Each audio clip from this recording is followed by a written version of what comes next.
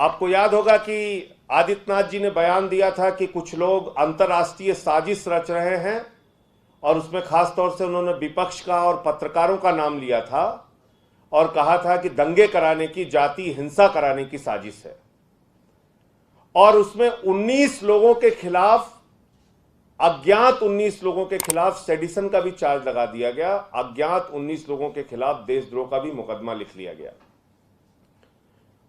जिस अंतर्राष्ट्रीय साजिश का वो जिक्र कर रहे हैं आदित्यनाथ जी, और जिस वेबसाइट का वो जिक्र कर रहे हैं कि ये एक वेबसाइट है जिसके माध्यम से अंतर्राष्ट्रीय साजिश रची गई, वो वही वेबसाइट है जो अभी लॉकडाउन के दौरान, कोरोना के दौरान अमेरिका में अश्वेत लोगों के आंदोलन के लिए बनाई गई। अब उस अश्वेत लोगों के आंदोलन के लिए बनाई गई वेबसाइट का हाथरस के कांड से क्या लेना देना है, या वहां के आंदोलन से क्या लेना देना है, ये आदित्यनाथ जी और उनकी सरकार बता सकती है। हम लोगों को तो समझ में नहीं आ रही, पता नहीं मीडिया के लोगों को भी कैसे समझ में आएगा।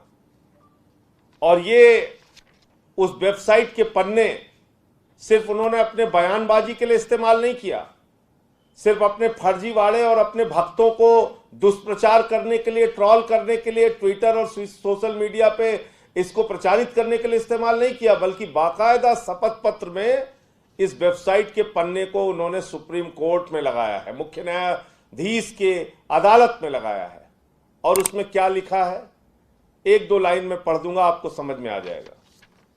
इसमें लिखा हुआ है कि NYPD will film at every rally and protest, stay aware and stay safe. NYPD का मतलब हुआ न्यूयॉर्क पुलिस डिपार्टमेंट आपकी रैली और आपके आंदोलन की फिल्म बनाएगा, आपकी वीडियो बनाएगा, और इससे आप सचेत रहिए और सुरक्षित रहिए। हाथरस में कौन सा न्यूयॉर्क पुलिस डिपार्टमेंट काम करता है योगी जी, बताइए आप इस देश को। इस देश के लोग आपसे पूछ रहे हैं कि हाथरस के बलात्कारियों को बचाने के लिए फर्जीवाड़ा आपने क्यों किया। न्यूयॉर्क पुलिस डिपार्टमेंट हाथरस में जाके कोई वीडियो बनाएगा प्रोटेस्ट का, रैली का, और उससे सेफ और सुरक्षित रहने के लिए, सचेत रहने का जिक्र इस वेबसाइट पे किया गया है। दूसरा, इसमें क्या लिखा हुआ है, इसमें लिखा हुआ है what to do and no, और इसमें एक लाइन लिखी हुई है कि if you see black people running, run with them. अगर आप अश्वेत लोगों को दौड़ते हुए देखिए तो उनके साथ दौड़िए।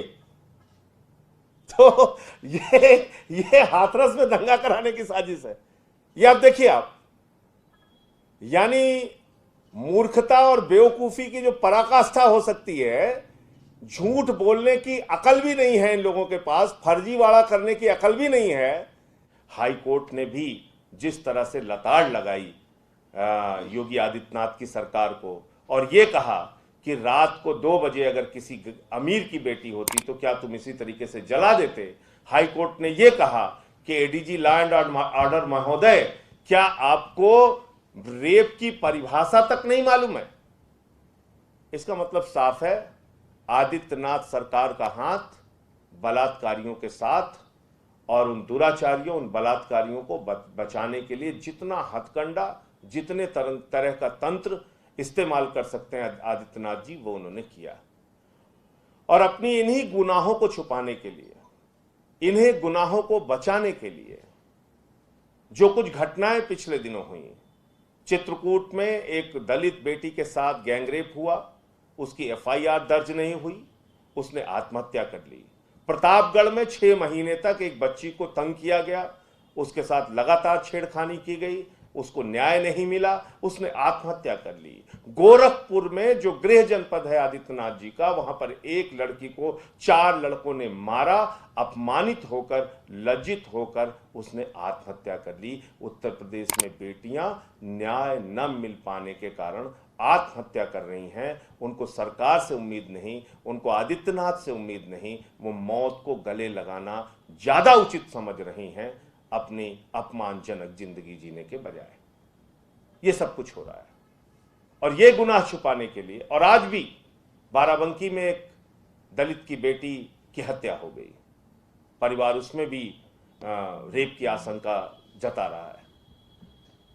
तो आज ये सारा अपना गुनाह छुपाने के लिए आदित्यनाथ जी ने तरीका क्या अपनाया है? कल एक अखबार में, एक राष्ट्रीय अखबार में 22 पन्ने का विज्ञापन दिया गया। 22 पन्ने का विज्ञापन कभी आपने सुना नहीं होगा। 22 पन्ने का विज्ञापन एक अखबार में, 6-7 पन्ने का विज्ञापन एक अखबार में, 5 पन्ने का लगातार बड़े बड़े विज्ञापन फ्रंट पेज से लेके कई पेज तक लगातार ये विज्ञापन दिए जा रहे हैं अखबारों को और टीवी वालों को, सिर्फ और सिर्फ इसलिए कि अपने गुनाह को छुपा सके, उसके लिए कोई खबर ना चला सके, उसके खिलाफ कोई खबर ना दिखाई जाए। आदित्यनाथ जी के गुनाहों पर पर्दा डालने का उन्होंने एक तरीका अपनाया है कि विज्ञापन दो और टीवी चैनल्स का, अखबारों का मुंह बंद करा दो।